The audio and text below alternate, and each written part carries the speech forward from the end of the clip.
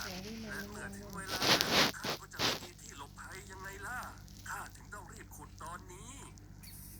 เฮ้ยแล้วทำไมเองต้องกังวลด้วยล่ะพอถึงหน้าแล้งเองก็ลงไปซ่อนตัวอยู่ใต้โคลนง่ายๆแค่นี้เอง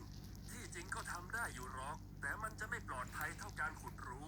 ถ้ามีเหตุร้ายเกิดขึ้นอาจจะอันตรายถึงชีวิตได้ดังนั้นมันจะปลอดภัยมากกว่าถ้าเราขุดโพรงลึกลงไปใต้ดินเองก็น่าจะลองขุดดูนะข้าไม่สนหรอกงั้นก็ไม่เป็นไรข้าไปเล่นคนเดียวก็ได้ไม่ง้อก็ขุดต่อไปเถอะผมไม่สามารถที่จะพูดกับเขาได้ดังนั้นมันจึงจากไปด้วยความโกรธมันยังคงร้องเพลงและเล่นต่อไปโดยไม่กังวลอะไรในขณะเดียวกันเพราะความขยันและอุตสาหะของ